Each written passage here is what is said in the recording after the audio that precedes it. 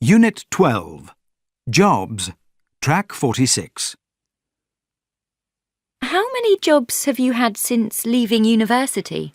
I've worked for 6 companies. Why have you changed jobs so often? I wanted to get experience of sales in different industries. What have you done that shows leadership? Well, I lead the sales team. I'm also chairperson of a local business association. In what ways has your job changed since you joined the company? I now have more responsibility and I plan the sales strategy for the team. Have you ever worked with a difficult person? Well, the boss in my last company wasn't very easy to work with. Unit 12. Jobs. Track 47. What would be your ideal job? I'm very fortunate because I think my current job is my ideal job. And I know a lot of people wouldn't be able to say that. I lead a management consultancy of 35 consultants and I enjoy working with all my colleagues. We do very interesting work with a variety of clients. And although we work very long hours, it's very rewarding and we have a good laugh as well. Tell us about a job you didn't like. Thankfully, that was one that I had over 20 years ago.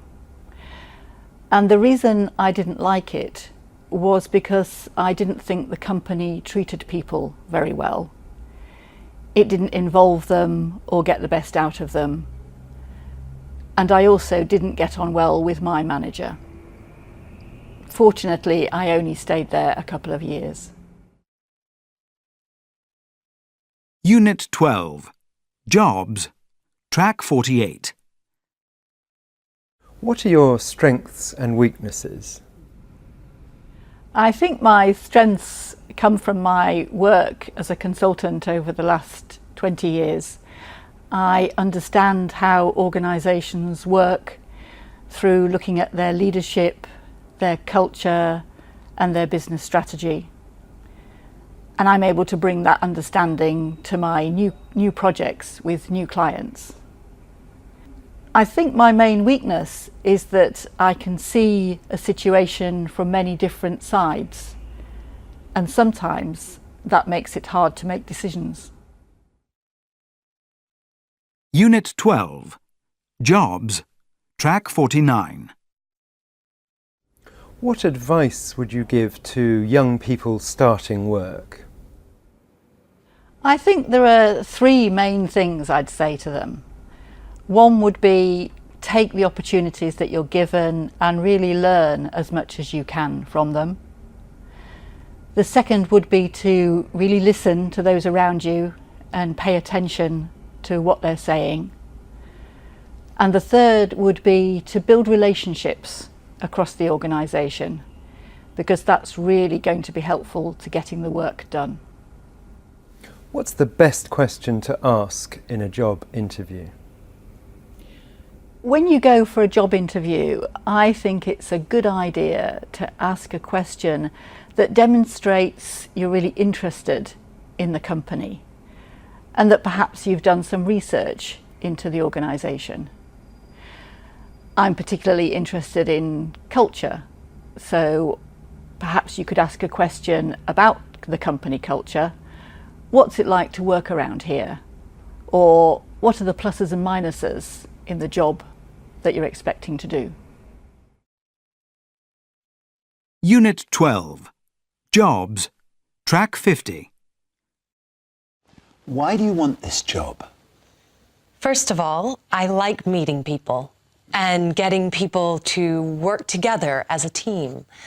And then I like traveling and using my languages. I really want to work for this organization. It has an excellent reputation. Do you have any special skills? I'm fluent in German and French. I get on well with people. I'm also good at managing people and getting them to achieve results together. I love organizing events for clients, and I think I'm very good at that.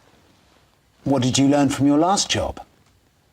I improved my marketing skills and learned to work well in a team. And what mistakes have you made? Well, I'm not really patient with people who don't meet deadlines. Well, what kind of people do you work well with? As a team leader, I have to work with all kinds of people, but the people I like best are those who work hard and are reliable. What are your interests? I have lots of different interests. As I said before, I like traveling and discovering new cultures. I also like aerobics and skiing.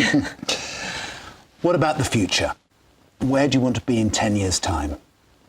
I want to be working in an international company as its marketing manager. Do you have any questions for us?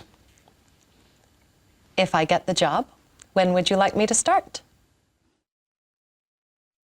Unit 12. Jobs. Track 51.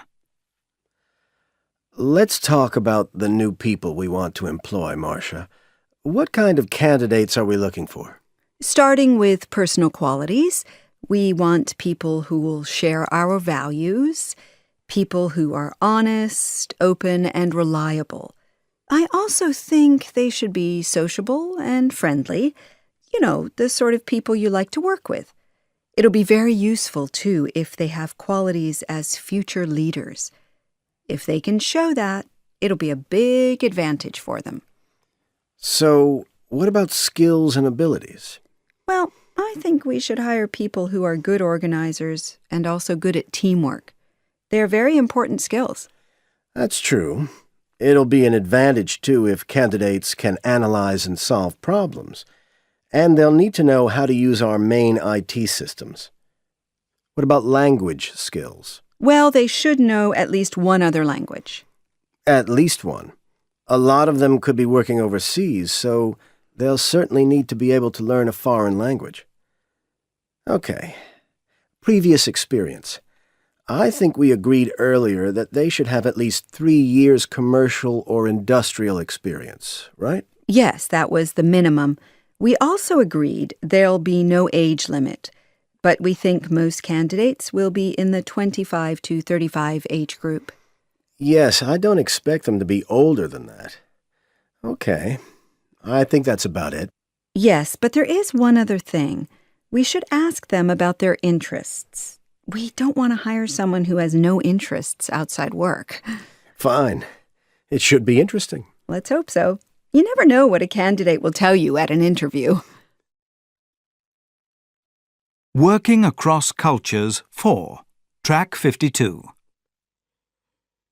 In the case of team working, researchers have found that there are some cultural attitudes that are similar for the majority of people from Indonesia, Japan, South Korea, Malaysia, Singapore, and China. These are societies that usually like working in groups. People in these societies are often happier working towards team goals rather than individual targets. They are naturally good team players, and it's not always necessary to spend a lot of time on team-building training sessions. The individual is not as important as the group, and arguments should be avoided. Team leaders must avoid situations where team members might lose face or lose respect. Working Across Cultures 4. Track 53. It's difficult to find common attitudes towards team working in all European countries. It's easier to find similarities in some southern European countries, say Portugal, Italy, Greece, and Spain, and then in some northern European countries. Here, I will discuss Denmark, Norway, and Sweden first, and then mention Finland at the end. Southern European teams can often be individuals working on their own and reporting to a strong leader.